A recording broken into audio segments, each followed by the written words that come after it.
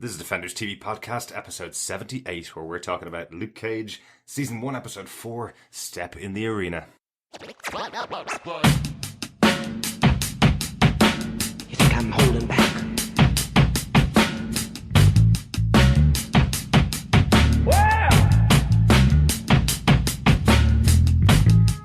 You think I'm holding back?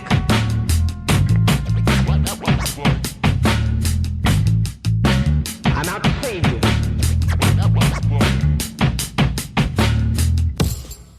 Welcome back, Defenders, to episode 4 of our Luke Cage coverage, Step in the Arena. I'm one of your hosts, Derek. I'm one of your other gladiators, John. Rounding out the group of this threesome, I am Chris. Surely that should be roundhousing out the group. Oh. Shouldn't it? But the roundhouse kick at the very beginning did knock Luke Cage over, so let's not go there. That's true. A powerful roundhouse kick. Welcome back to our coverage of Luke Cage. We're on to our 4th episode of the show so far. Third of the way through right now. Yeah, about that. Yeah, and this is the big intro and creation of Luke Cage. Yeah, big origin tale here. Yeah, definitely enjoyed this one. Thanks so much for joining us, listeners, again for our coverage of Luke Cage. If you haven't subscribed to the podcast yet, you can subscribe to us over at defenderstvpodcast.com/iTunes to subscribe to us through iTunes, or you can pick us up through any good or evil podcast catcher just by searching for Defenders TV Podcast, or Luke Cage. Actually will probably come up when you search under that. If you want to send us any kind of feedback as you watch through the episodes, just email us at feedback@defenderstvpodcast.com, or of course you can come over and join us on our Facebook group at facebook.com/groups/Defenders TV Podcast. With all that out of the way, what did you guys think of this episode? Are you ready for flashbacks? Uh-huh. Yeah, absolutely. That's really, it was like flashback, no flashback, flashback, no flashback. Exactly. Yeah. We were looking forward to this one, though. This was good, yeah. I liked that. It certainly took away from the big dig. I got that. Getting them out of the hole that had been created by Cottonmouth's bazooka. That's true. At least we knew from the start that Luke Cage was alive. I was speculating on the last episode that maybe this was the end of Luke Cage and we wouldn't return to him until episode 13. But Exactly. Like, it was part of me thinking that this kind of flashback was him telling Connie why he could lift those big chunks of concrete. So I was a bit, it felt a bit strange when he says, you can't tell them what you saw. So it wasn't, but I was thinking as we watched it that it was that kind of flashback where, originally he's unconscious, his mind's floating back to that, but then once he's awake helping Connie, that as he's moving all this stuff, he's just recounting the tale to her, because she's like, what? She's that cat again. I mean, like, she's the cat gif. I mean, she's going, oh, surprise cat, you know? we definitely need to do some video podcasting. Anyway, before we get into our spoiler-filled coverage of Luke Cage, episode 4. Can I ask one question before we do? Does everyone feel it was a faithful adaptation? I think we'll get into that when we get into the episode discussion. Okay, that's fair. But this is a spoiler-filled discussion. If you haven't seen the episode 4 of Luke Cage, Step in the Arena, go off and watch it and then come back to us and we'll spoil it from here on in. Are you back? Have you gone? Are you there? Welcome back. Hey! So this episode of Luke Cage was written by Charles Murray. Charles has done some work over on Sons of Anarchy and also wrote for 2 Star Wars cartoon series, for the Clone Wars and for Rebels. So he does have a hand in the Star Wars universe as well. So Disney Strikes Again? Exactly. Or the Disney Strikes Back? Or Return of the Disney? Return of the Disney.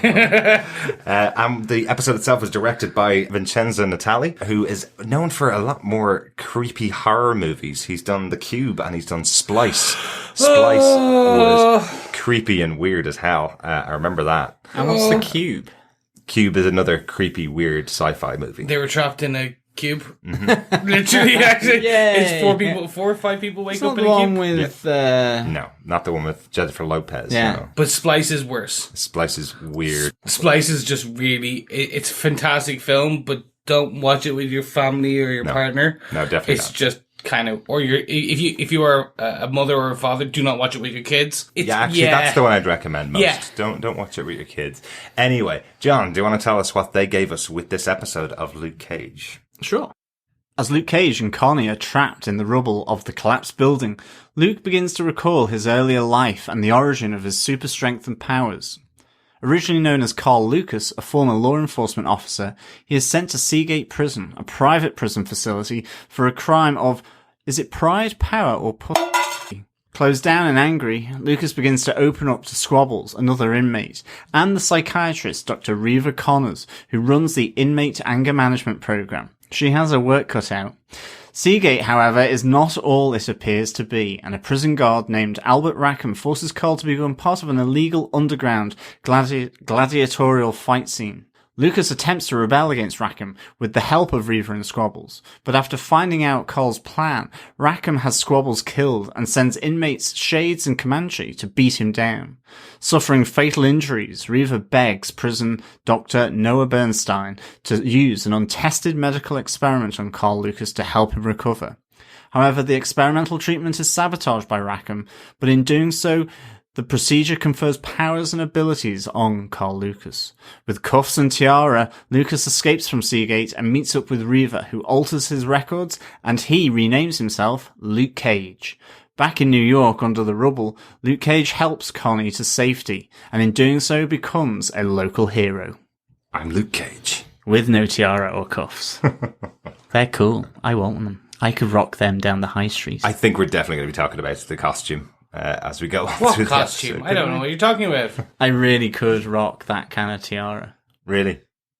Yeah, Really? like it's proper masculine. The connection around his jaw, it was just like, it looked like a full-on, you know those kiddie helmets? It's like, I think we should really get into this as our first point. The way we cover our episodes, as you know, listeners, if you've been joining us for Luke Cage coverage, is we take 5 points and we discuss them, each taking 5 points, usually. I think we're going to have a lot of crossover in our points in this episode, and one of the points, obviously, is we get to see Luke Cage's costume from the 70s in full form in this episode. Yeah, this is great. Totally not expecting it. I'd seen the clip, obviously, of him with the tiara on. Kind of suspected that we'd get the arm bracelets or the cuffs, wrist yeah. guards, the cuffs. Bracers. Kind of expected that we'd see that from the clips that we'd seen in the trailer. Did not expect the yellow shirt and the pants.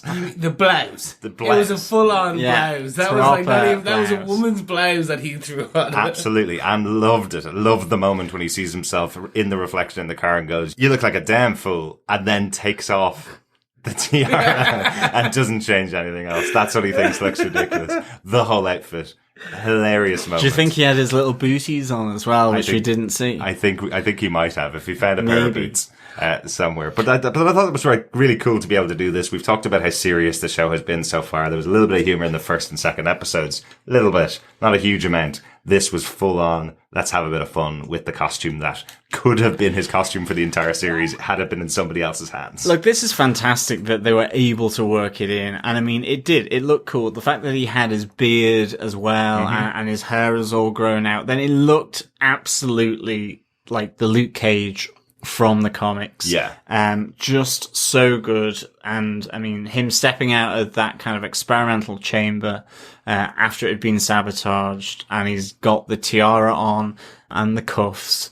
Like, great. Really, really good. Props to the writers and creators for getting this into this series. Absolutely. Yeah, definitely.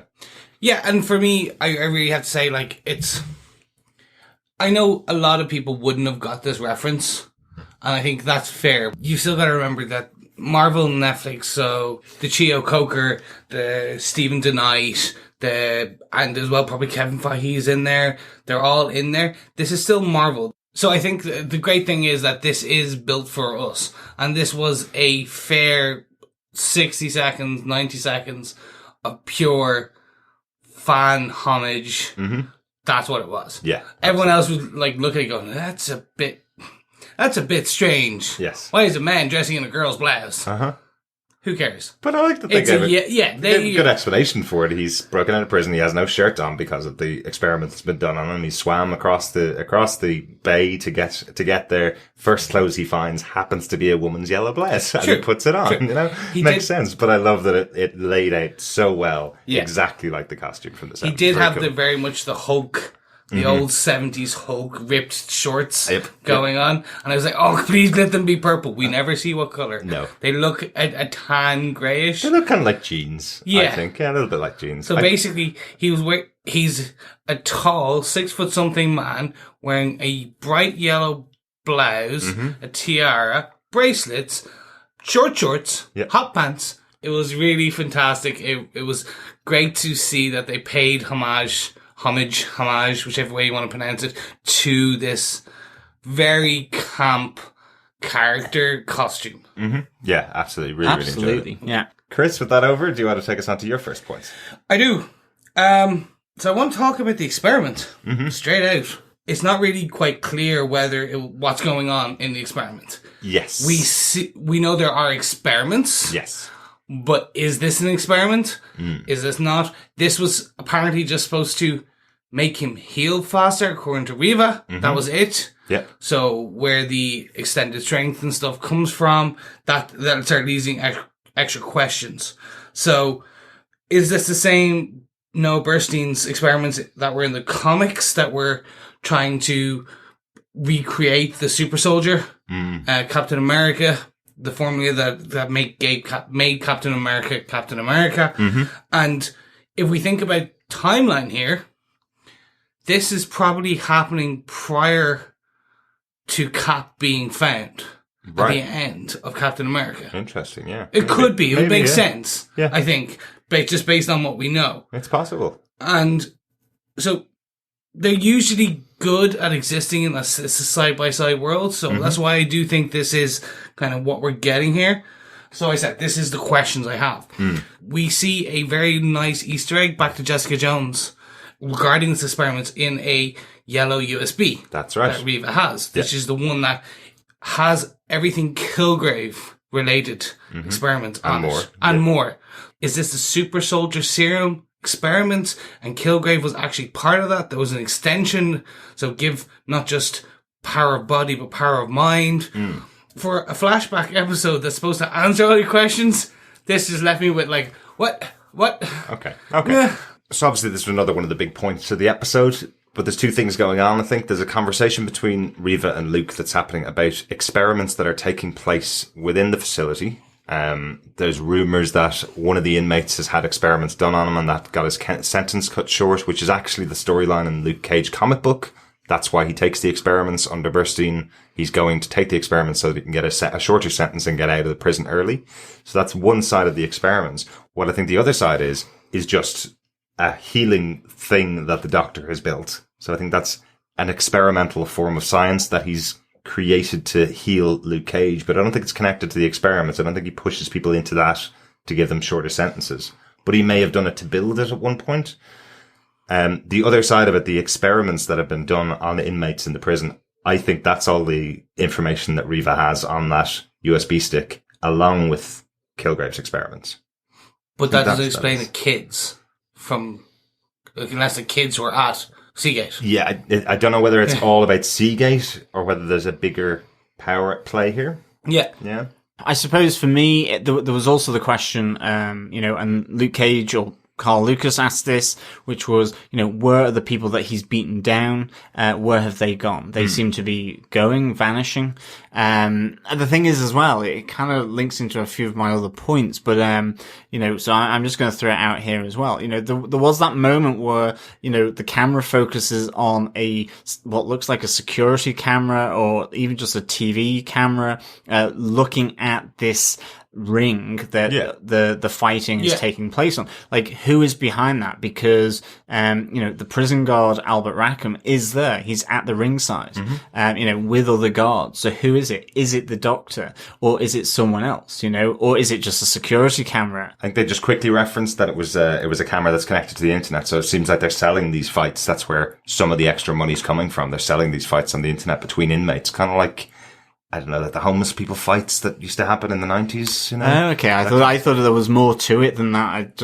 I didn't catch that at all. But there could be more people behind it, though. But then as well, Riva is very much adamant that there are no experiments taking place in Seagate. She kind of promises that to Luke. So, it gets a bit confusing as to actually what the hell is going on in this episode. And I mean, it is one of the things which it's a faithful kind of origin, but it asks way too many questions.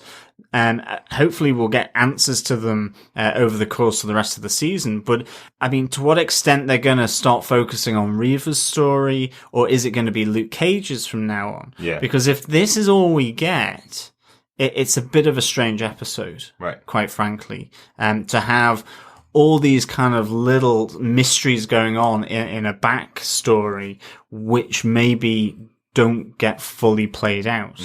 Like there is that moment in the end credits as well, which you spotted, where there is the young Carl Lucas, the young Willis Stryker, that come up on the end credits of this episode, yet they're not in this episode. Yeah.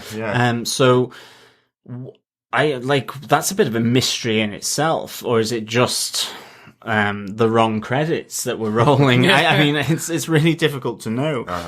Yeah, I mean, I don't necessarily see why there needs to be that amount of mystery in this episode, Right. unless they ultimately play it out along the next set of episodes. The one thing to remember is Dr. Bernstein in the comics became a supporting character throughout the comics. Right.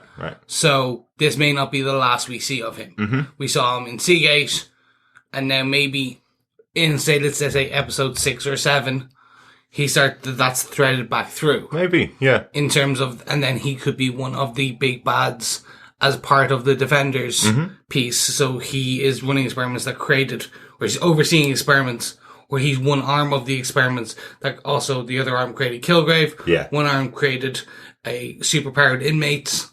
One arm created Captain America. Right. For example. Yeah, possibly. Like they're very at great pains to point out that he is still alive after the experiments and that Rackham isn't. So it's very specific as Carl Lucas leaves the prison that the scientist is still alive, but Albert Rackham doesn't look alive. Yes, he doesn't look alive. Yeah. That was my bit. We've been caught before on that. Yeah, I know. But like, he just had glass in his face. But he's right there by the explosion. Yeah. So, like, because Noah Bernstein goes back to the console as it starts to charge up, I presume, to try and bring it down, the levels or the power or whatever. Whereas Albert Rackham is right there as the whole thing blows. Yeah. What if Rackham's the superpowered individual You never for the know. rest of the series? You never He know. got powers as well. He was a cop. He liked the body blows. That can be a joke when the later fight as well. But he got powered and he has bits of glass embedded in himself. He's not the real. So Diamondback, who we mentioned, isn't the real Diamondback. Rackham is. Interesting. Because he had glass all down his back that looks like diamonds. You never know. Could be. That's a really good theory. Interesting idea. We will definitely check out that one as we go. It's not going to work out, I know. But like, let me go with my theories. Absolutely. But let's lay this story out pretty quickly. Okay. So obviously we've watched every episode of Jessica Jones, right? We've got this show here and now we're seeing the backstory of Reva. So let's just put it together. So obviously spoilers here for Jessica Jones. If you haven't watched that, again, you probably have to turn off this podcast, go back, watch it and come back because this spoils pretty much the entire arc of Jessica Jones, right? So what we know is Carl Lucas went to prison, met a lady there called Reva who was working with the doctor, right? Yep. They eventually ended off getting together, hooking up. She gets killed by Kilgrave to take this USB stick that has all of his information and others on it, is what he says in the show. There's other information on it, other experimentation that's on it, right? And at the end of the series, that USB stick is handed to Jessica Jones. Yeah. With all of the information on it, but she doesn't look it up. At the That end, we know by of. the end of the series, Yeah. she hasn't researched exactly what's on that USB stick. So that possibly connects into the Defenders. Yep. That's the next big arc that's going to happen is what's on the USB stick, who is controlling everything that's going on. So there is already an explanation in universe, in the Netflix shows so far as to what all this backstory is. But you kind of need to connect it all backwards, Yes. I suppose, is part of the problem. You right? will have had to watch Jessica Jones and Luke Cage and understood and track back a small USB. So this could be something very small that is kind of like for people who do watch these shows eagle-eyed. But it's also just, they hopefully will give more than just these small pieces of information. Yeah. I think that's the key as the writers and directors need to do. Otherwise, it is only people like us three and our listeners and the guys in the groups who kind of meticulously look at these and analyze these shows. Yeah. Who would really go, oh yeah, you remember the yellow? Like, it's more, I know my mother, my sister, my girlfriend will not have gone, oh, that's the yellow USB from Jessica Jones. Absolutely, absolutely. And to be honest with you, at that opening scene when they're sitting in the support group, in the anger management group, I didn't even know that was Riva to begin with. It took me a couple of minutes to get my head in around that. We saw her a little bit in Jessica Jones, but not enough to be able to pick her out of a crowd, until it was mentioned that she's Dr. Connors. Yeah. Yeah, but I think as well, at this moment in time, we don't know the importance of them showing that yellow USB. Is it just simply there to reference that, look, this is Riva and this is the same person in Jessica Jones? You know, I mean, she has the moment where she says, I didn't always used to be a doctor. So what was she? Is she more of a hacker in that she's hacked different, computer systems in order to get research information or whatever? Because at that moment, she's effectively doctoring and deleting aspects of Carl Lucas's records so that he can escape, and then he obviously changes his name. So, and maybe this is where this element starts off. But that's the thing, at this moment in time, it's difficult to be able to judge the importance of that 1 second of seeing the yellow USB key. Yeah. Yeah. It absolutely ties it back to Jessica Jones, but only in the sense that that's Riva. Well, she does say that she's going to tell him about the experiment, so she knows more. I'm also wondering, is it connected to her brother? Is the reason why she got this job in Seagate because her brother, who she says was in prison and lost himself, she knew he was in trouble, she couldn't save him. Is this her attempt at saving other people who are in the same kind of circumstance as her brother? Was he ill-treated? Did he go through the Fight Club thing and went through the experimentation and was killed because of that, and she couldn't help him out? Is that why she's doing this investigation? Is that why she's gone through this whole process? You know, there's definitely some intriguing other elements about Riva. I don't honestly think it's the last we're going to see of Riva. I think we are going to see a bit more backstory, but there is already enough there that it's connecting to this storyline that we've already seen throughout Jessica Jones, I suppose. Yeah, no, absolutely. As I say, but I still think it doesn't tie in with the first 3 episodes. You know, the first 3 episodes are about Harlem, it's about Cottonmouth, it's about Diamondback. I suppose ultimately it will depend on when we see Diamondback and who it is. Yeah. You know, that's a great theory that Chris has got, this potential that it is actually the prison guard Rackham. It could also be, you know, Willis Stryker. As I say, the end credits had young or boy Willis Stryker, yet he's not in there. Yeah. So I think until certain things play out, we may not understand fully the importance of some of the elements here. I mean, to an extent, we don't even know what crime he's in there for.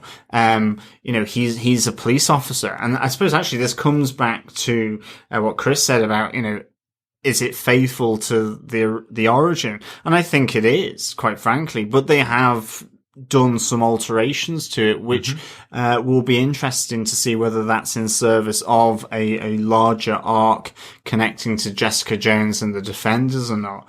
But I mean, at this moment in time, I also want to know more about Luke Cage. Yeah. I not really fully want to go back to Jessica Jones or you know, as long as they don't do the thing that, you know, Joss Whedon complained about with regards to Age of Ultron, where they're having to put in stuff to feed a bigger story, which is fantastic, but it can't come at the expense of actually this Luke Cage story either. Of course. But I think his story and Riva's story are integral to why Luke is who he is. So it's cool to see a bit of backstory. So it's more to do with the USB key. I mean, absolutely, Luke and Riva's thing is linked together, but it's to do with these other aspects of if it is connecting in with Jessica Jones that deeply or whatever. So and within an origin, you know, unless we're going to start getting more origins throughout that, it becomes more difficult, I think. Which kind of brings me on to my next point. I liked the other elements that we did learn about Luke in this episode. I loved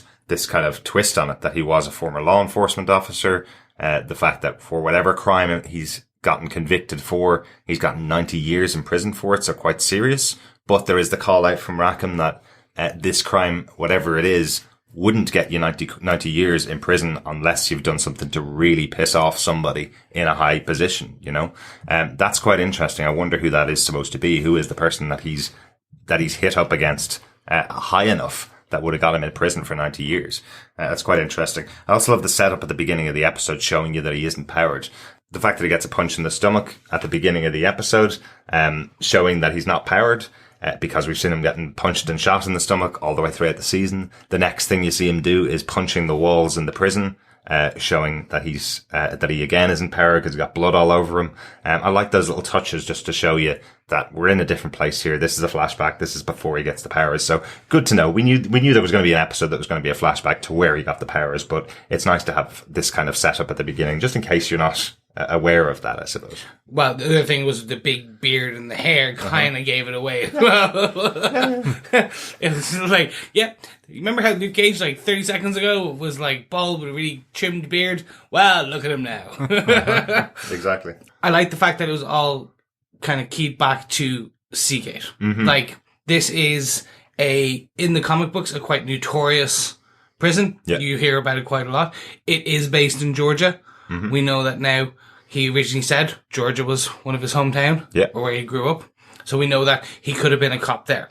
Yeah, I do very like possible. the fact as well, they have some of the history there as well. So in the Marvel Cinematic Universe, Justin Hammer apparently went there. So I'm wondering if we get another flashback, will we see Justin Hammer just waltzing past? Very Could possible. be interesting. Very possible. Especially when we think of Shades and his crew were in that same prison, and now potentially Shades and his crew with Diamondback are selling weapons as well. Justin Hammond weapons, etc. Very true, yeah. Mandarin, played by Ben Kingsley, he ended up at the end of Iron Man 3 in Seagate as well. And then in one of the one-shots, I think it's Hail the King. Yes. Hail to the King. He was broken free by the 10, the actual rings, the 10 yeah. rings. So again, I thought that was quite. Again, there's lots of history there, and I think by adding things in, like the comment Reva makes about, there's no millionaire in the basement. There's no, Tupac didn't die. It didn't die, and he's alive on this island. Yeah. All these little things that give it a bit more history, because again, it's the people like us that kind of know that this is a place that's notorious with kind of the universe, where some other people are kind of going, oh, it's just like Alcatraz. Yeah, And they kind of play on these things as well. absolutely, yeah. But is Reva lying?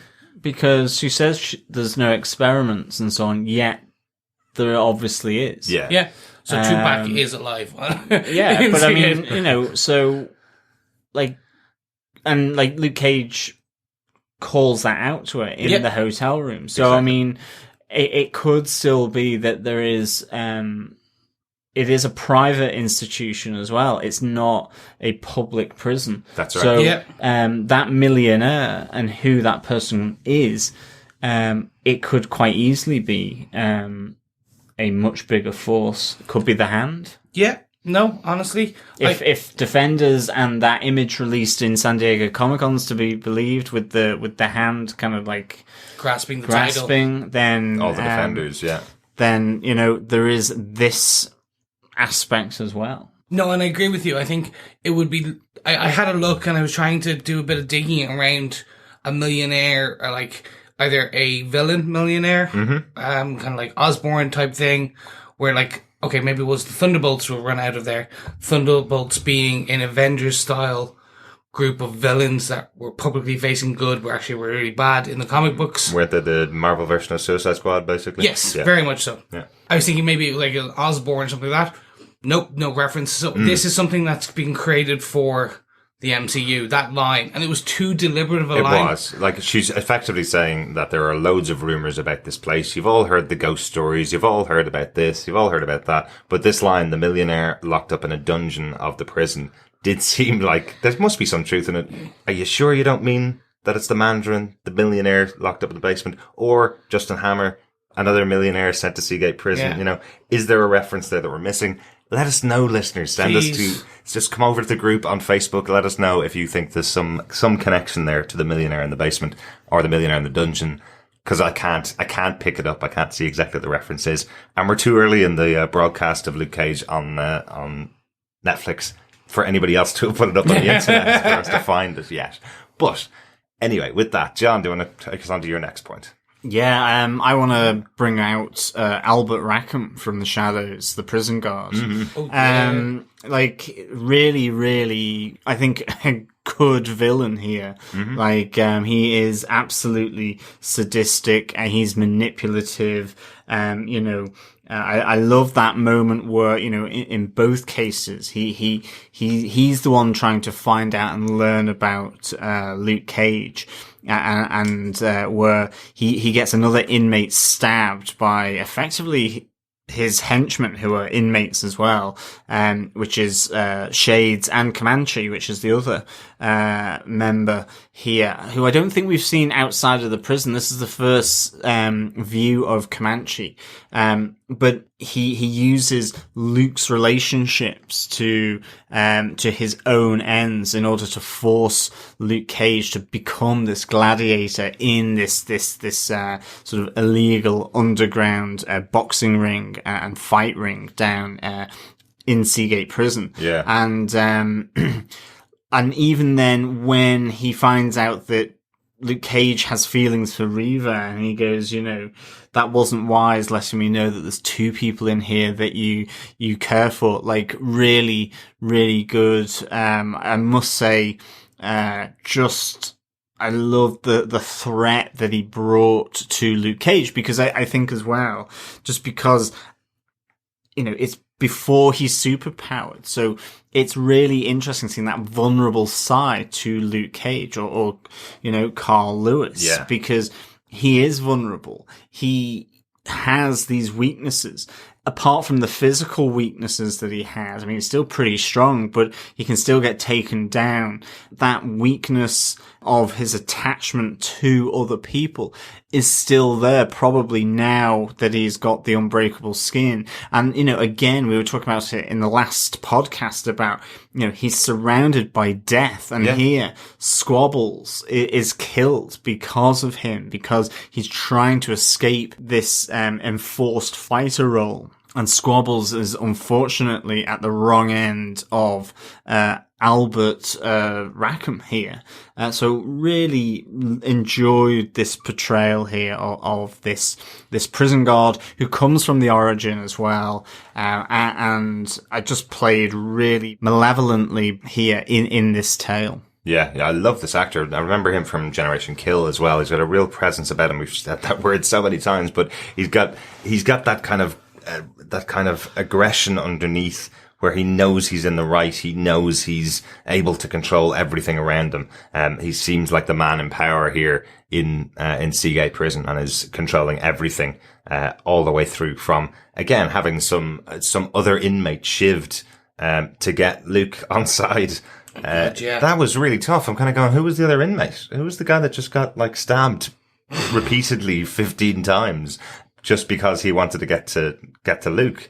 I thought that was really interesting. Yeah, Albert Rackham's played by Chance Kelly, who was in Generation Kill, which was by the creators of The Wire. So again, even Dr. Noah Bernstein, who's played by Michael Kostroff, he was the lawyer for Stringer Bell in The Wire as well. So again, a few little connections here through to The Wire, or the creators of Wire within this show. Yeah, it's really cool to see these connections to the other shows from The Wire and from Generation Kill. So just a great actor. Really, really enjoyed him in this part. Have to agree. But I'm going to hijack then in on this point, because I want to talk about another great actor. Squabbles. Yes. Reggie. Yes. What? I think this was an amazing little, out of nowhere, buddy kind of, like, he's a cheeky kind of guy. I wasn't expecting to like him. I thought it was just going to be another kind of, very much what he was, a walk-in character. Yeah. But he's a memorable walk-in character for this episode. Absolutely great, yeah. Everything from the first conversation after they get out of the workshop. The anger management workshop. The anger management workshop with Reva, where he kind of walks up to him and he's like, talks about just kind of going, why can't you make other friends? Because they're all like you. Exactly. I was like, it was just a nice little humorous jab. Yeah. And you get the wry smile back from Carl Lucas as well. Yeah. Yeah. And that was just brilliant. And it was a nice shot as well. Mm-hmm. The better part was the discussion around Bruce Lee versus Jet Li. Ah, superb. And when they're training, brilliant. It kind of brought it back to the 70s bit, to the Kung Fu. My Fu is better than your Fu. And to be honest, Carl Lucas is absolutely right. You never choose Jet Li over Bruce Lee. What's wrong with him? Yeah. Sorry? Huh?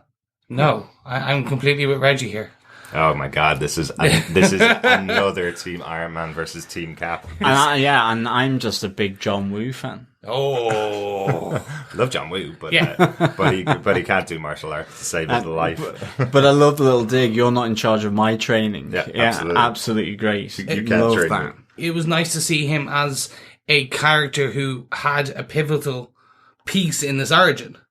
If they hadn't have become friends, Luke or Carl Lucas wouldn't have. He wouldn't have cared, and Yeah. he wouldn't have gone into the fighting ring, which basically would have left him there rotting in jail for 90 years. Absolutely. And once again, for Luke, to mention your point from the last episode, Chris, once again, if Luke hadn't got involved in Squabble's life, Squabbles probably would have been alive. He's survived many, many years in prison, over and over again. Yeah. And this time he happens to befriend Carl Lucas and gets killed for it. No, and I think that's, and so you know the way we always try and find common threads, and so one of them being Whiskey Watch and Book Watch. I have to say there's 2 episodes now with pretty much no books, but I think the common thread is death in this series. so. It's every defining moment of Luke Cage's life has been around a death of some kind. And I think probably we still don't know why he went to jail. My gut tells me he was a cop, someone got shot. Like, it will either be a kid got shot or his partner got shot and died. And the kid won just because that makes things even worse for him. Mm-hmm. But like, it would be something like that caused him, or his... Or prize, power, and pull. That, exactly. That's what happened to him. I'm so glad the swear jar is back in play. But as well, I mean, because I think in the comic, it's drugs planted on him. So I wonder if that's going to just be the assumed crime here, and we'll never find out, or, you know, is it going to play out later? Again, it's one of those episodes for me that I think will probably be better moving on. As things, Yes. As they answer more and more questions. That's a lot of death in 4 episodes. Yeah. It's one death an episode, and one death connected with Luke, pretty much, per episode. Yeah. Somebody worked with in the first episode, Pop in the second episode, third episode was Chico, and then this episode now we have Reggie. Squabbles. So yeah, I think it's interesting. I just don't want them to, like, by the end of the series, we've still got pretty much 9 episodes left. Mm-hmm. That's a lot of characters. He is the Black Widow. And by Black Widow, I don't mean Scarlett Johansson, by the way, guys. I'm not talking about Natasha Romanoff. Mm-hmm. By Black Widow, I mean there's a history behind that name in terms of a lady who murdered many, many husbands, but always was just surrounded by death. yes, yeah, And it wasn't her fault, of course, but she actually did. All these deaths have been Luke's fault. And I think when you have a man who is super strong and unbreakable, how do you break him? kill the people around him. You break the will. Yeah. Exactly. Yeah. And like every death now is going to be hanging on him. So we now know Reggie was already hanging on him. Yeah. Reva's hanging on him. Pops is hanging on top of him. Like all these will start adding up. And I do wonder, is that potentially what we'll see at the very end of the series? A very broken Luke Cage. Or he's going to rebound from it, one or the other. Exactly. Definitely. The other thing I absolutely loved about this, and this is one of my other points with Squabbles, is the discussion about Lisa Bonet from The Cosby Show. Just thought that was absolutely hilarious. So you've got a much older guy. And again, a nice little connection here because the other best friend we've seen of Luke is Pop. And he was significantly older than Luke, you know. I like that he's attached himself to someone he can learn something from and can teach him the ropes. But this whole idea of Squabble sitting in prison looking at a TV guide from, 10, 15 years ago going, doesn't Lisa Bonet look amazing? Isn't she absolutely gorgeous? And he's going, have you not seen any women from the outside world? Have you not seen Beyonce yet? Have you seen her daughter? Her daughter's amazing looking as well. She's probably gone a little bit too old for you now, Squabbles, you know? But Lisa Bonet is still gorgeous. I know that. Loads of people still love her. She's was married to Lenny Kravitz, but I love that little discussion between the two. And I think that's very good fun. And yeah, Squabbles or IP. Yeah. So, but in better news, John. Yes, my next point is that Genghis Connie is alive. Yes. She's only got a hurt leg or a broken leg or something, but like, it's so good that she's alive. I just like her interaction with Luke. Like both of them, again, she's an older woman. And in this case, it's Luke, it's almost, you know, that friendship. You can sense it there in his protective nature towards her. But I love the fact that he has to reveal his super strength and so on to her.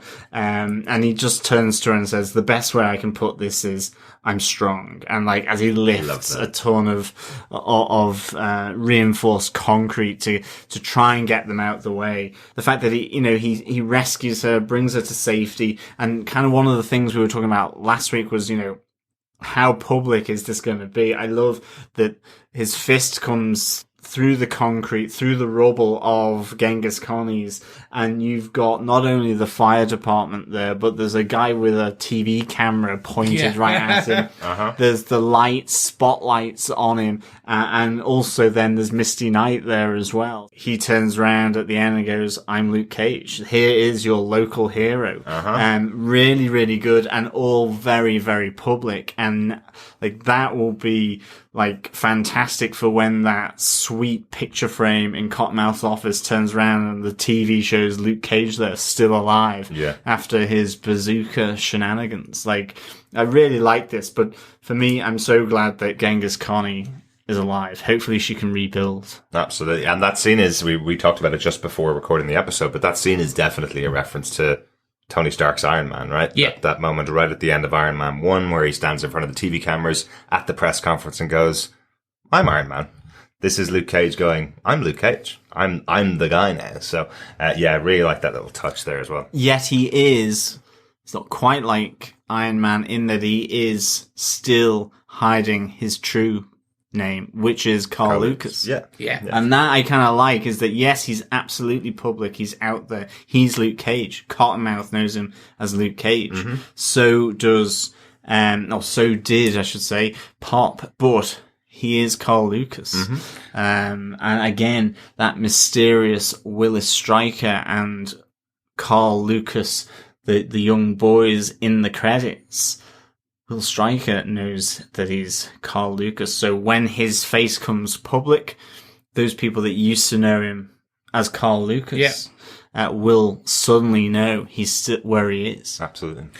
That's another interesting thing that will develop from this. I'm theorizing. Yeah. I did like the fact that end, I am Luke Cage. I was very much expecting to be, my name is Luke Cage, and I am Power Man. just to completely rip off Iron Man. Yeah. And yeah, so obviously I'm very happy to see Connie alive. But I think the bit that I did like, which kind of ties into it because he goes, I am Luke. I am Luke. I am Groot. We now know where he got Luke from. Yes, that was quite interesting. That was it. Luke came from the Bible verse that he soliloquies, like, almost.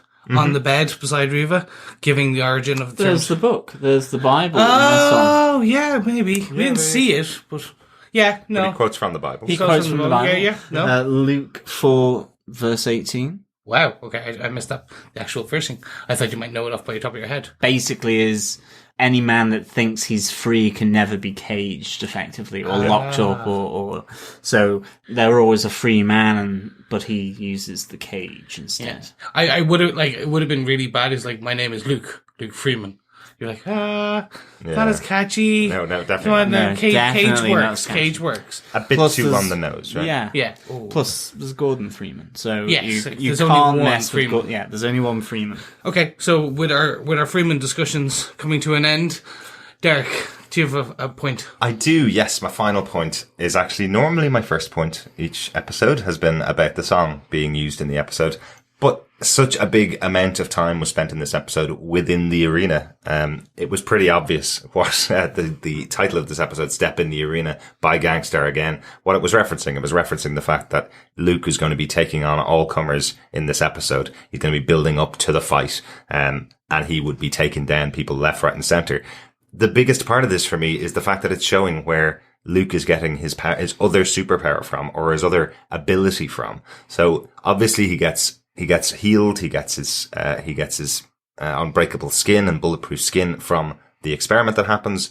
But without this training that he gets in the arena, caused by Rackham sending him in there, he wouldn't be able to use his powers the way he does. He wouldn't be able to knock people out of the way he does. He wouldn't be able to beat them down the way he does. So the training that he gets for months, apparently, fighting in this ring, From Squabbles, and also from actually being in the ring, because Squabbles kind of leaves him alone after a while. And he just goes in and beats the hell out of everybody left, right, and center. Yeah. This is what gives him his street fighting ability. yeah, and I mean he's pretty brutal as well. Like, it's Squabbles actually questions him that, you've changed, you're becoming too violent, and I wonder if that's when that pulls him out of doing Rackham's work, effectively making him a lot of money on the betting, and looks then to try and build the evidence, like he says, to show that Rackham has got this illegal event taking place, and, to try and get himself out of prison and out of this situation of being Rackham's gladiator. Absolutely. So another great choice by Chio Coker, the showrunner of the show, from another song from the band Gang Starr that fits the episode perfectly. Well done. And the video of the actual song is also two guys with chains wrapped around themselves fighting in a ring. That's right. That's Yeah. right. So Good. it could possibly even a back reference to Luke Cage, which is quite cool. Chris, do you want to give us your final point? Yes, my final point is I actually want to talk about the arena, the fights. Right. I think we covered it, but one part that kind of I was like, was the Rocky montage. Mm-hmm. Kind of like, come on. It was funny, and then it just continued. I was like, Apollo Creed Jr., I think is in the latest one, Creed. Yes. But yes, it's quite interesting to see the evolution of his fighting style. Mm-hmm. He showed that he had gusto, perhaps, in terms of he could lay a beat down on someone before entering the arena. The first 30, 60 seconds of his first fight, he gets knocked the hell out, nearly. Yeah. And then he doesn't even get up. He just then starts doing his style, which is the heavy beats. Yes. I do wonder if this is where he also learned not to kill. Interesting. Because there was that one point where he was losing himself, and then he started hitting the guy, and he kept hitting, and there was blood, and then you see the two guards running over to try and pull him away. So he potentially probably nearly killed someone, and we don't know. Maybe he killed more people. Maybe he did. Yeah, there's definitely a moment where he gets a guy around the neck and does that little snap motion that you've seen a few times. Don't know whether the guy's dead. Don't know whether the guy's injured or if he put him in a wheelchair or something. You don't see any of the repercussions that are happening here, but it's kind of suggested that some of these guys never made it back to their prison cells. Yeah, that was a close one. Right? That it looked properly like he had snapped his neck. Yeah. Definitely broke an arm on one of the other guys that was attacking him. So again, something we saw in episode 3 in the fight sequence that was in that episode where he was breaking arms all around him. So learning all these abilities in the prison, as I said. But yeah, I definitely do wonder if some of these guys made it out of that ring, because I'm not too sure. Luke looked like he was taking no prisoners in there anyway. And I think that would be a nice bit where he now becomes this biblical Luke, and that's where he swears he will not do violence unto others. Yeah. Or not do death unto others. Violence is okay. Death, not so much. Absolutely. I think that's the final points for the episode. Yep. Guys, any notes about the episode? I have one note. There was a nice little nod to George R. Romero in this, which was where we saw when Luke is sitting there zombie-like in the recreation room, he's actually watching the original Night of the Living Dead with music and all, and howling included. Yeah, I should have recognized it when I was watching the episode, because it is one of my favorite films. I think I've seen it hundreds of times. It's one of those movies that I just have on so often and didn't recognize it. I must have been writing a note at the time, but but it's so recognizable. It's a scene when one of the characters is trying to fight off zombies with fire and pushing them back. So you could definitely tell that's what it was.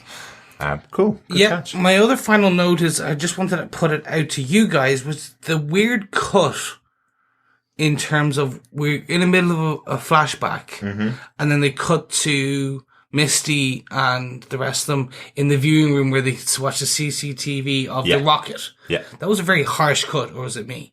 It was just very, go to this and then cut back. It felt like a little bit, but I know I thought they used the same kind of cut a couple more times throughout the episode. I thought the cutting between the past and the present, I actually did think it started off very jarring, but it felt sometimes the middle of a scene, it would drop back to Luke and Connie under the ground. It felt like you were in the middle of a scene in the past. And I think the same thing happened there, that it was kind of right in the middle of a scene. They kind of got all they needed out of the scene and then they just jumped back into the flashback. It was very Lost in that sense, how Lost used to sort of go between different times late in the later seasons where it just suddenly jumped. Except with Lost, it felt like there was a flow. Yeah. Because it was the same characters or whatever, whereas this was to different characters. So yeah, I mean, it did kind of jolt a bit more. Yeah. Absolutely. The main things from that is that they're looking at the CCTV footage. There's obviously the moment where Raphael is, Misty, you go off and do this. I'll check on the video footage, presumably to get rid of it or to doctor it. Oh yeah, he asked for hard copies. Yeah. So, or at least to pass it on to Cottonmouth. So Cottonmouth knows what's being seen. I have to say, I was so suspicious of him in this episode because of obviously what happened last episode. He's on the payroll of Cottonmouth. That the point when he's saying to Misty, "I'm going to go off and just see if that footage is there, and when we get back to the precinct, it'll be waiting for us." I thought he was just going to tell them to destroy all of the camera footage. Yeah, he doesn't though. So fair dues to him. Like he's still kind of working for the police and still kind of working on the right side. He doesn't destroy the footage, so she does get the opportunity to see the rocket flying in. But potentially he got rid of one camera that had a different shot with Cottonmouth firing the rocket. Potentially, he did say one of the cameras, the footage wasn't working, and the second camera, the registration plate was too fuzzy on it to be able to see whose car it was. So potentially he did do a bit of doctoring there. But we'll see probably in another episode. And you see my point now about why it would have been better to hold off that reveal? Because that wouldn't have been stuck in your mind at all at this point. He would have been, he's just being nice. He's a nice partner. He's helping out. And now it's like, what's he gonna, why is he doing that? That's evil. He's doing something bad. He's not a good guy. But it gives us something to look deeply into in our episode. True. A couple of notes from me. Obviously, the meeting of Shades and Carl Lucas was really interesting to get to see this in this episode. You get to see Shades butting heads with Carl. He's got his huge beard and his huge hair, so that's possibly a reason why Shades didn't recognize him when he saw the clean head shaven, and goatee wearing Luke Cage in the earlier episodes. That's possible. And then just the last one is that Reva's involved in the creation of Luke Cage. I thought that was quite interesting. That is a big change from the comic books. She's the one that sends him in to get the experiment done on her, to get him fixed using the machine. That's not the way it would happen in the comic book. He has no choice in this at all. In the comic books, it is that he's choosing to go in for the experiment so that he can get some part of his sentence cut off. So he is complicit in the experiment, but didn't realize how badly it was going to go. In this case, it's Reva going, Dr. Bernstein, you have to use it on him.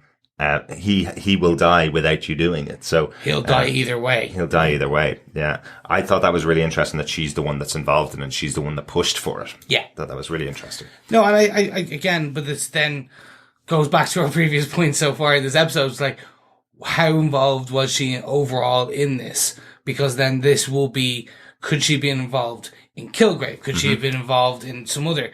It leads to some great rabbit hole. Yep. And very interestingly, we may be discussing that in our feedback.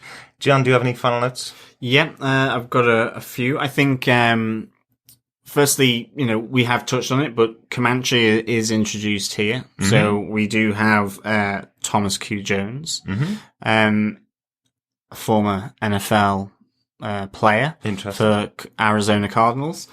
I really like the fact that at the start of this episode, we have Luke Cage in in prison, just been put in there saying, remember who you are, you're Carl Lucas. And by the end of it, he's forced to change his name to become Luke Cage. I think that's a really nice, sort of juxtapositional bookend, for this, episode.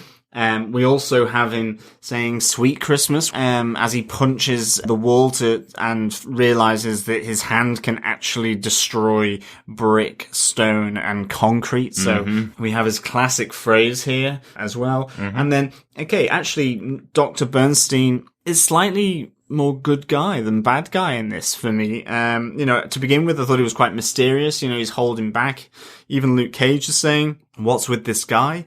But ultimately, him and Reva seem pretty tight here. And, he's willing to help, her out when Luke Cage is, fatally injured by Comanche and Shades. That's a proper beatdown with some pretty hard kit, in their hands. Absolutely, yeah. Kind of cool to see Comanche and Shades in here. They are two members of the gangs in the comic books that Luke ends off working with a little bit. Don't want to spoil the comic book storyline from 1974, 40 odd years ago. But yes, Comanche and Shades are both work together and are both known characters in the comic books, which is quite cool to see those two working together here. And I think it's possible because of how they've painted Burstein in here, Dr. Burstein in here, that we will see him in a future episode, potentially working in Harlem, or working with Luke Cage. So yeah, some good call outs there. But boys, I think it's time to step in the arena and deliver our verdict. Yes. John, do you defend this episode of Luke Cage, season 1, episode 4, Step in the Arena? I really like this episode as an origin. I think whether it is fantastic or good, will be dependent on how some of the things thrown in here maybe play out over the rest of the series for me. I think there were a lot of questions asked in this, which sometimes, I don't know whether they were all necessary or whether they needed to be dropped just in this manner. I don't know. But I do defend this episode of Luke Cage. I'd give it 3 tiaras and cuffs out of 5. Interesting. I mean, there was a lot that I liked about this, and I think it would have been higher, if not for so much mystery. I think it really needs to deliver on the questions asked here. Otherwise, I think maybe it goes back for me. But I love the nod to the 1970s costume. Absolutely fantastic. I really enjoyed the relationship between Squabbles and Luke Cage. Actually, more so than with Reva. I love seeing Shades and Comanche being really evil here, and including then the sadistic prison guard Albert Rackham. And I must say, he's even more intriguing now with Chris's theory that, is he Diamondback? Is it possible that this man who looked dead is potentially still alive? Because quite frankly, he looks like he could be a pretty vengeful guy. But again, just the whole mystery around Seagate, it is really kind of intriguing. As I say, I really like this episode, and it was great to see that Connie Genghis, or Genghis Connie, I know that's not her actual name, but it was great to see her alive and being rescued by Luke Cage. And the ending where he becomes Luke Cage is really good as well. Can I just say quickly, the moment when Connie's husband was standing in front of the rubble and saying to Misty that he knows his wife was in the restaurant, just purely because John had said he hopes Connie isn't dead, and we were all kind of going, I think she is definitely gone. I felt so bad for her poor husband. I really was expecting him to just break down, because we'd said in the first episode, Connie wore the pants in that relationship completely. This guy looked like maybe he did the cooking, and that was it. He's a great chef, okay? He made great dumplings. And she did everything else, it looked like I was preparing myself for another big loss. So well done. Yeah, and so I really liked how he turns around to say, I'm Luke Cage, but actually he's still hidden. He really is, because he's Carl Lucas. And I think that's a fantastic element to this. Okay, I'm saying a lot of greats, loves, and fantastic, but I do think for me, that there's parts of this that it's great raising these questions. It really is. But this is a provisional 3 because I want to see them pay off. Because I hope they're not. I just hope they're not sacrificing Luke Cage's story for the price of the larger arc across the Defenders. Yeah. Even though that is good as well, but you know, that's all I mean. If this is the only flashback, it's a bit of a problem for me, but there are absolutely a ton of stuff in this that I love. But that's the only reason why I'm kind of just marking it down in my own mind and head. So, Derek, do you defend this episode of Luke Cage? I'm definitely with you on it, but I think we've got loads of time left in the series to explore. I do defend it. What I really like about this episode is how they brought Reva in. This was something I was hoping to see because you have to cover it. You have to cover who Reva is and what the backstory is and the connection with Luke. I thought they played it really well. Doing it over such a long period of time while he's in prison really helped the idea of them building up trust and building up a relationship. It starts off with Luke not trusting anybody, not wanting to get involved in anybody, not even talking to anybody, and ends off with him sitting in a room with Reva, finally getting that first kiss with her, showing why the relationship, why the two of them would work together and would be together. I thought they did a really good job setting the two of them up. Also, obviously, bigger connections, some flashbacks to the 70s version of Luke Cage. Really great ideas. And yeah, we get some brand new characters in here like Squabbles, who we lose, unfortunately, by the end of the episode. Some really good choices in here. Overall, really do defend the episode and looking forward to more. That I'm sure we're going to get some more connections to this backstory of Luke. We got a bunch more episodes to go, so I'm sure there's going to be more. Chris, finally, do you defend this episode of Luke Cage?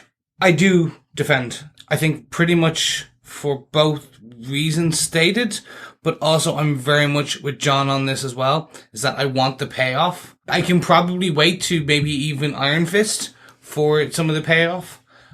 Because we know that is coming next. So there probably will be some yellow thumb drive level of kind of connection, which will be hard to bring in, but they've done weirder things before.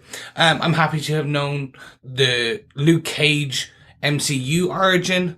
It was good. It was faithful to a degree, while also threading this longer story. But I also like the fact that this was a refreshing pause to the Cottonmouth story. Which I've already kind of said, how long can you put a gangster up against a guy with unbreakable skin and who guns don't hurt? So potentially this is also, now we know how some other powered individuals may come along. That could shades have been put through through these experiments and ended up with powers. Could Racken not be dead and be powered now instead as well? Could he be a Diamondback? I like this. We hopefully will get the payoff. I'm hoping. Yeah. We usually do get some form. They maybe just leave some threads open. But I think the key bit was it was a refreshing change. Maybe early, some might say, but like they could have waited to 5. Give us similar to Daredevil, we get the first part arc and then a second arc and then a third arc across the series. But this was good and okay, let's get it out of the way. Let's show you how this man was powered. But more, we got to know Luke and his personality. We got to know him when he was very despondent. He was a cop, so he follows the rules. That you can infer a lot of pieces on this, where if he was set up, it was something he didn't do, then that's why he would have a hate against the world. Yeah. This woman who he adores, called Reva, his wife, she brought him out of that. So yes, any woman who brings you out of that level of despair, you would revere them. You would always carry a photo of them in your bathroom mirror. They taught you how to survive again. So by inferring parts of this origin story into the larger knowledge of what we have of Luke Cage, it does come together quite nicely. Absolutely. My only bit is the death. They really are playing on the deaths with for this character. Yes, they are. More than anyone else. Yeah. Poor, Matt Murdock. He's an orphan, but he's up straight by 2. Yeah. But no. It's no. You get Luke beat you by 4 already, and he's just in his first episode. Absolutely. Fair dues to Luke Cage, who didn't really call it out, but he's in an all-male prison and he gets the only woman in there. This guy is just incredibly attractive or something. He's It's got the something. abs. It must Yeah. be. Okay, yeah, we have some feedback. I'm going to go into it now. First, over in our group on Facebook. So in the spoiler post there, we had 2 bits of feedback. First from Debbie Fisher. Thank you, Debbie. I didn't like the hair and beard. Glad it was gone by the end of the episode. Smiley face. I liked finding out about his origin story. Well, thank you for that feedback. No, I'm totally with you. I hate beards at the best of times, so I'm glad Luke got rid of his. Hold on, I've got a beard. Come on. How many years I've been trying to get you to shave that thing, Chris? It's hipstery. I know. I absolutely loved how his beard and hair got crazier and crazier as his time in prison progressed. I mean, completely agree. It was great that it was all shaved off by the end, his hair and his beard. You can see that Reva liked the fact that it was all shaved off as well. Presumably maybe he'd done his chest as well and a bit of gardening. Well, the whole blade just goes all the way off. Well, I have to say that is the cool thing. Like it's something I never even thought about. Can you think about what it would be like, guys, if you have to shave and you don't have to use any shaving cream or any products at all to keep your skin smooth? It's so you can just put a razor right against it and shave it perfectly because you don't have to worry about taking care of your unbreakable skin. How cool is that? That's very cool. But yeah, absolutely loved how it went crazier and crazier in the episode, but it was great that it was shaved off by the end. Definitely. I loved the bit where he had it all plaited back at one point for the first fight. Yeah, that was quite cool, wasn't And it it? was even called out by Reggie. Yeah. I was like, oh, he likes your hair tied back. I also like that Reggie called out when was the last time you showered and cut your beard. Like, trying to take care of him, but not working. So our next piece of feedback came from Dave Horrocks, and it's absolutely loved the costume callback to the comics. Can't believe they managed to pull off the tiara. Well, Dave, did they? They did. Did they? Yes, they did. But the chin strap. Back to the chin strap. But they took off the chin strap. Yeah, but they took that off, and he had the tiara, the yellow blouse, and the cuffs, and the beard. He even Fantastic. said he looked like a damn fool. He did. Yeah. But that's an in-story reason why he doesn't dress like that all the time. So that's good. That's a good thing. Totally with you, Dave, on that. Fantastic. And of course, actually, Debbie as well. It was having the origin. It was really good as well. Yeah. Yeah. Debbie actually replied to Dave's comment as well and said, oh yeah, I thought that was so funny. The wristbands reminded me of Wonder Woman. Actually, didn't agree. think about it, but yeah. can Didn't totally he see it. used to use them to deflect things at one point? Potentially. I can't really remember what he used them for. Style. Yeah, style. Because he had his pick your nose collars. He had his kind of flared boots as well. Like he was fashionable. Yes, it just couldn't have continued outside of the 70s, that's all. No. That's all coming back. Fashion is cyclical, as they say. Our final piece of feedback comes from Cale Hensley, who sent an email in to us at feedback@defenderstvpodcast.com, just like you can if you want to send us any detailed thoughts about the episodes. He starts off with, hey guys, thanks for taking the time to contemplate my message. Love the show. First off, episode 4 was amazing in all capital letters. Full-on 70s power man with the cuffs, tiara, yellow shirt, beard and chain belt. Just great. Although his fake hair and beard were quite absurd, says Cale. Anyways, I've had a theory since the end of Jessica Jones that ties most of the Defenders together that I feel took another big leap forward in this episode. The theory stems from the file JJ gets from Hellcat's mom near the end of the season with the letters IGH printed on the front. That's the yellow USB stick we've been talking about during this episode. I believe IGH is ultimately responsible for Jessica Jones, Daredevil, and Luke Cage all getting their powers. It's more or less a proven fact that whatever they were hauling when Jessica Jones's family crashed into them was the source of her powers. I believe it could have possibly been another variation of the substance that Matt Murdock got in his eyes. I believe IGH is the private owner of Seagate Prison as well, and they were experimenting on the prisoners. The purpose of these experiments, as well as the mysterious substances, was to create the ultimate weapon. Who is always after the ultimate weapon? Says Cale. The Hand. Yep. I think that not only is IGH responsible for at least 3 of our Defenders gaining powers, but I also think the H in IGH may just stand for the Hand. As for the new evidence, we see in this episode Reva, Luke's future dead wife, has the thumb drive that was central to the Jessica Jones plot. That drive didn't just have dirt on Purple Man's origins, it had info about other neurological trials. Trials that most likely have something to do with IGH. What do you guys think? I wish I had Jessica Jones more fresh in my mind to provide stronger evidence and details, but I definitely don't think I'm grasping at straws. In fact, the part I doubt the most is that IGH and the Hand are connected. I sort of came to this conclusion after a while of considering everything and the fact that the Defenders are presumably facing off against the Hand in their series. Thanks, Kale. Thank you, Kale, so much for that. Yeah, that's really interesting. I know that when we were podcasting on Jessica Jones, and certainly I think at the time the Inhumans were coming into S.H.I.E.L.D., so we wondered whether that was Inhuman growth hormone was IGH, but that being said, yeah, there's a lot of connections there with regards to Seagate, with regards to each of the Defenders we've seen so far.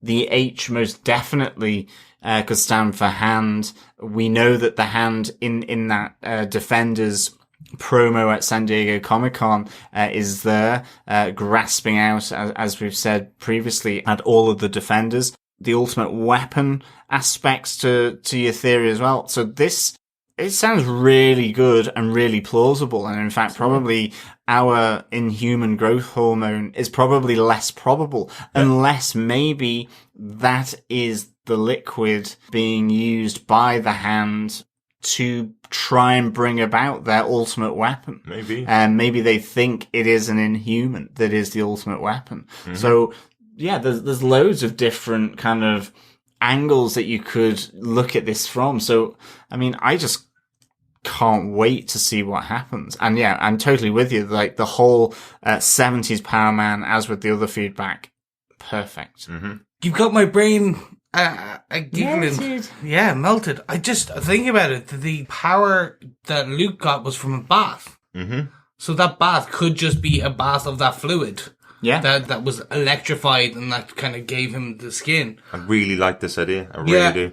Great job, Kel. And I know we've had a little bit of mentions of it throughout this podcast, but I can assure you we didn't actually read your feedback before the episode started. So it does kind of tie in with some of the things we were talking about in the full podcast as well. So, but really interesting to tie it all together right the way back to Daredevil getting blinded by by a liquid, which had never been shown what caused it. Nothing ever actually said it. Yeah, there was the truck in front of Jessica Jones's parents' car. Just before they crashed. Yeah. There's that. And then, again, not completed in any of the 13 episodes. Didn't see the full crash. Didn't see exactly what happened. So, Yeah, so it's just maybe how the Hand. And Iron Fist comes into this. Because I think Iron Fist potentially is different. Yeah. But nonetheless, you know. Three of the four. And, you know, he is an ultimate weapon as well. Yeah. I agree with Kel. I think that the only bit I'm trying to figure out is the Hand. I don't think the H is the Hand. I think it's more probable that this is either, as you said, they are funding it to create kind of ultimate weapons. Yeah.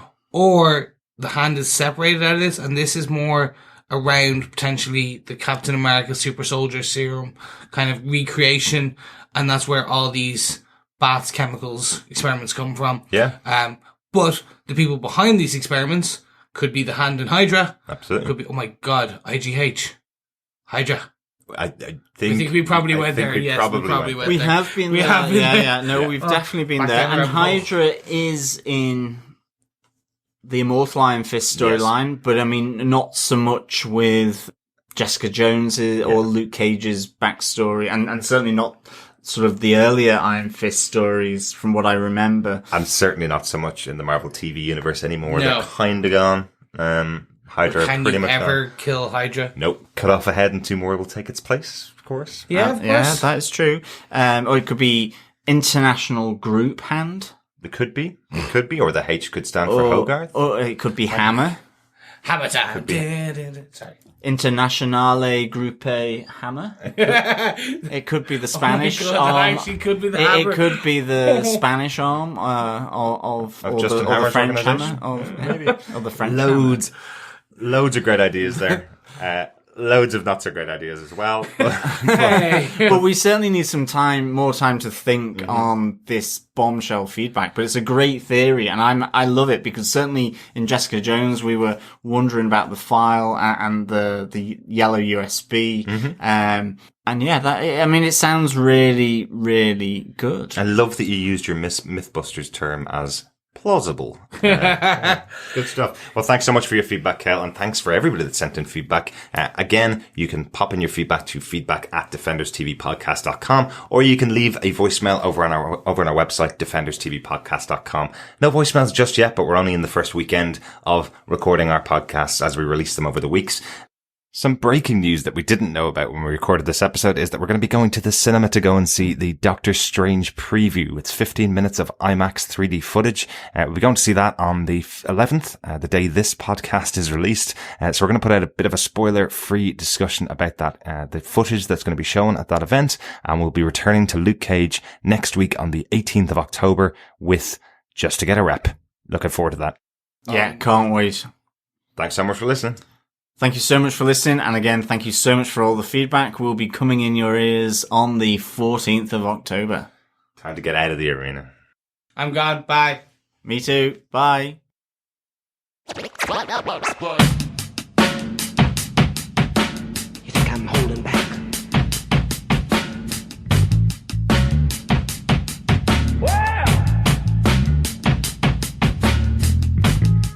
You think I'm holding back?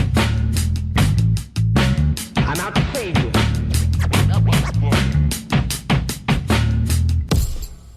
Thanks for listening to Defenders TV Podcast, a TV podcast industries production. Our theme tune's provided by the wonderful Mississippi McDonald and the Cottonmouth Kings. If you want to help out the podcast and you've enjoyed listening to us, there's some really easy ways to do it. If you can share our episodes through your social media channels like Twitter, Reddit, Facebook, or Google+, that gets some extra listeners into us. If you want to leave us a review on iTunes or a rating, just leave a 5-star rating, click the button, or go to iTunes through defenderstvpodcast.com/iTunes. We'll take you straight to our page and leave us a review or a rating there. That always helps out independent podcasts. And also, as always, we love to hear your feedback about the shows. Interaction with our audience is what we really, really love. So you can send us feedback to feedback@defenderstvpodcast.com. Thanks so much for listening, and we'll talk to you next time.